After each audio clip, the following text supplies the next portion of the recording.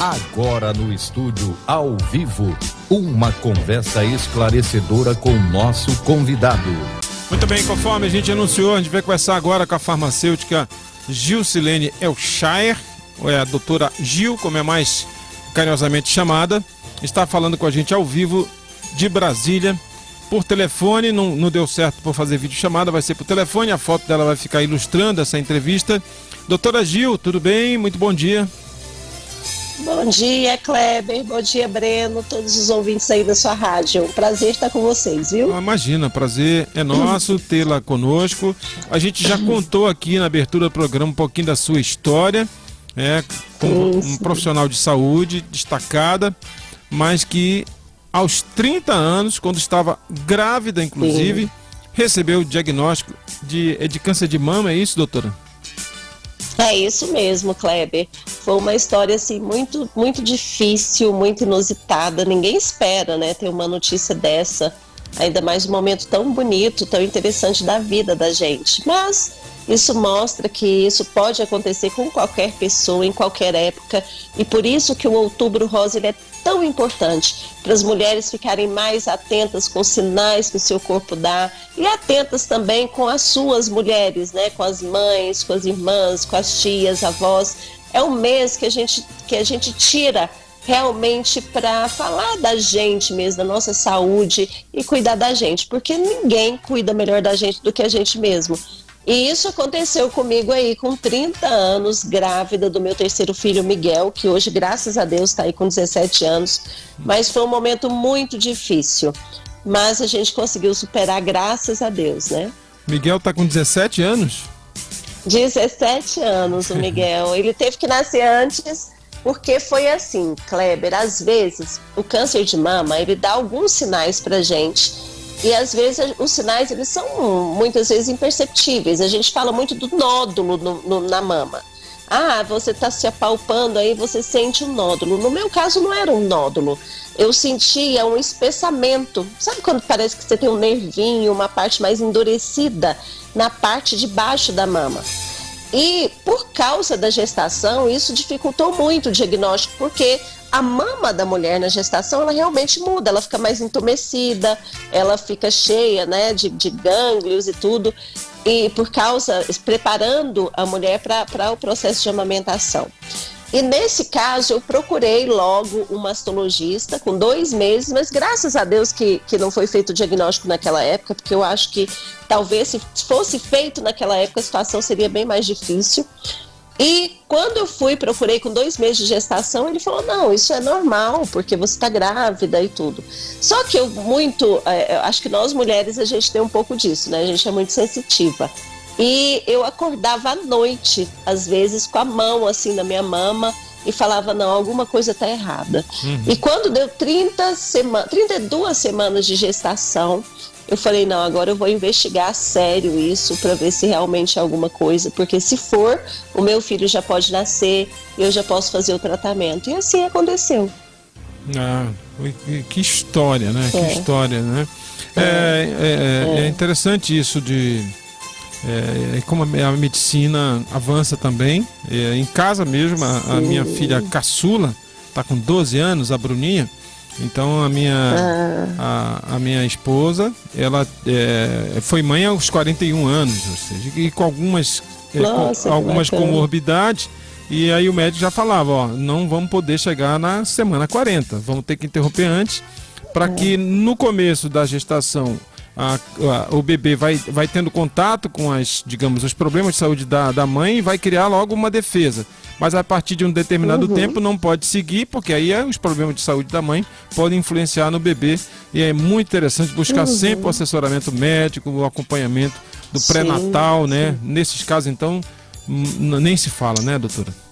Verdade, a gente não pode ignorar os sinais do nosso corpo.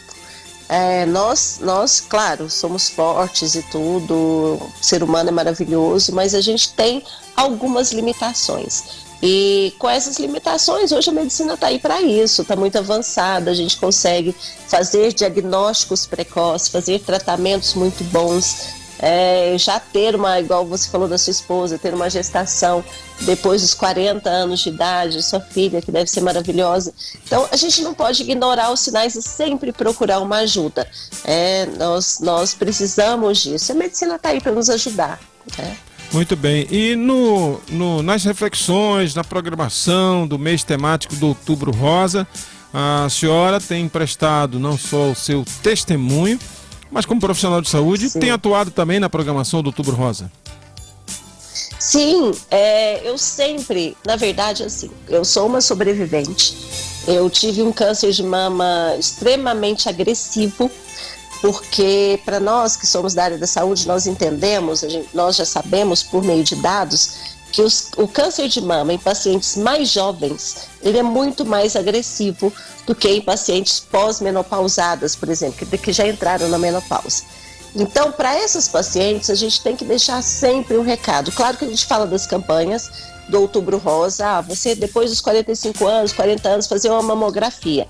Mas as pacientes que são jovens, se elas sentem alguma irregularidade na sua mama, algum espessamento, algum nódulo, está saindo algum líquido, tem uma área mais avermelhada ou uma feridinha que ela não cicatriza, você tem que procurar um auxílio, uma ajuda para fazer um diagnóstico mesmo, descartar o câncer de mama e, se for um câncer de mama, fazer o tratamento precoce. É essa mensagem que eu sempre deixo para todas as pessoas que me seguem, para as pessoas que me acompanham, que eu falo, olha, eu sou uma sobrevivente, mas eu procurei, eu fui atrás, porque o tempo nessa doença ele é decisivo entre a vida e a morte. Se você demora a fazer um diagnóstico ou tratamento, a doença se espalha e, inevitavelmente, infelizmente, o desfecho não é favorável. Mas se você faz isso no tempo certo, né, no início dessa doença, você consegue um restabelecimento e uma cura. Então eu sempre uso o outubro para isso.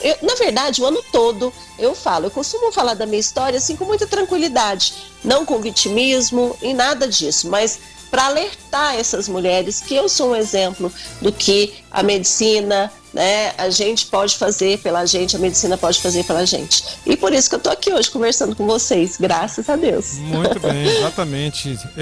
E morando em Brasília, não é? A senhora atua na iniciativa privada ou no serviço público aí no DF? Na verdade, Kleber, eu sou do serviço público, né? Eu sou uma concursada da Secretaria de Saúde do Distrito Federal. Eu também sou professora universitária, tenho mestrado, doutorado na área de ciências médicas. E só que com a doença, porque eu tive o câncer de mama aos 30 anos e infelizmente 3 anos depois eu tive outro câncer.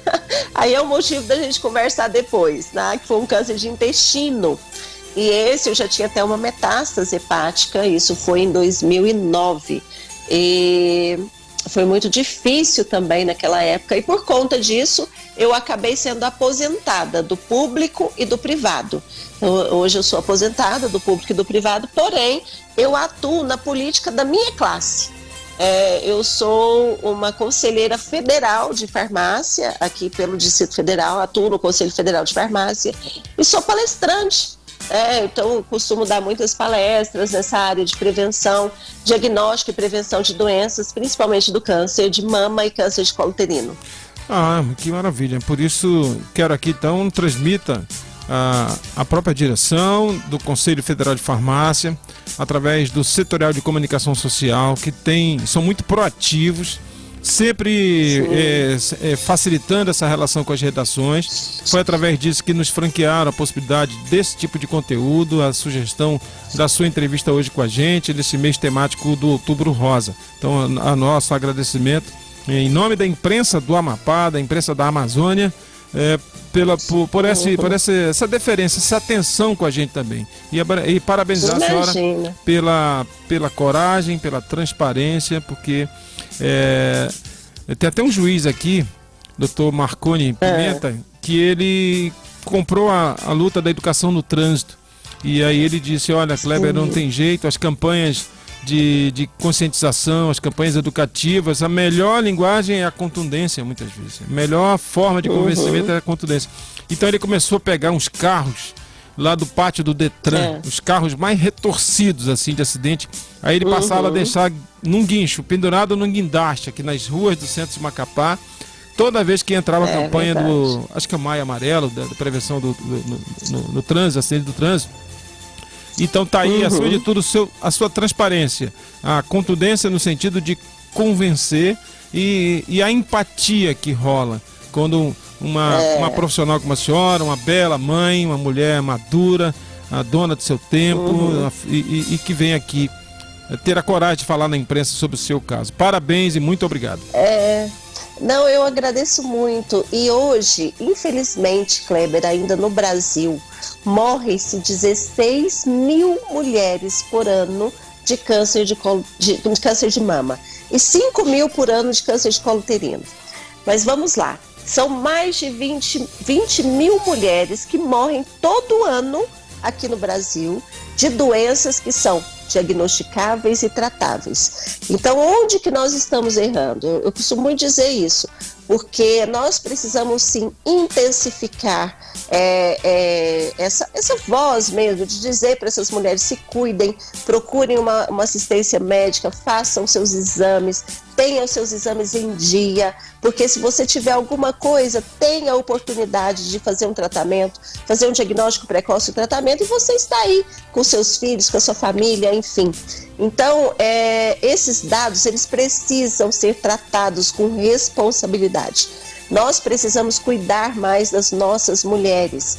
Nós falamos muito de política, votamos, hoje a gente vive uma polarização enorme, acho que no Amapá não deve ser diferente, mas nós esquecemos do essencial, de olhar as propostas, de olhar os projetos, naqueles projetos que realmente façam, que tenham um impacto positivo na vida das pessoas. É isso que falta hoje na política, porque a gente fala muito de políticos e não fala de propostas e projetos. Perfeito. E é isso, eu quero ser essa voz, né, para que as mulheres realmente se olhem para elas. Muito e bem. Elas tirem esse mês ou todos os meses para se cuidar e se gostar, né? Porque você fazer um diagnóstico, um tratamento, é você gostar de você, é você gostar da vida, é porque nós temos muito a contribuir para as pessoas e a gente precisa realmente levar essa mensagem para todas elas, viu, Kleber? Muito bem. Obrigada. Eu queria, pelo doutora espaço. Gil. E a gente que agradece. Queria que as pessoas que ficarem curiosas, querem conhecer um pouco mais do seu trabalho, da sua história, uma rede social que a senhora costuma divulgar ou costuma compartilhar conteúdos. Eu tenho um Instagram, né, que é onde eu mais converso com as pessoas. Meu Instagram é @doutora DRA, né, DRA Gil, G-I-L, Chaer, com C-H-A-E-R, doutora Gil Chaer. Esse sobrenome, qual é a origem dele, hein? Árabe. Tá. Sou descendente, meu esposo também. Então, sou descendente de árabe. Doutora Gil Chaer. Doutora DRA Gil Chaer. Aí lá, vocês quiserem perguntar sobre o câncer, perguntar sobre o diagnóstico, perguntar de tratamento também, reabilitação. Quem está fazendo quimioterapia, a gente tem assim vários casos, as pessoas têm muitos efeitos colaterais, então nós temos assim uma experiência, uma vivência que a gente pode ajudar e contribuir muito com o bem-estar das pessoas. É para isso que a gente está aqui. Maravilha. Muitíssimo obrigado mais uma vez. Fique bem. Obrigado, viu, doutora? Eu que agradeço e estou aí à disposição. Tá bom. Se precisar, pode me chamar. Tá joia. Muito obrigado. Breno, até qualquer hora. Kleber, grande abraço, a todos os ouvintes um grande abraço também. Valeu, obrigado.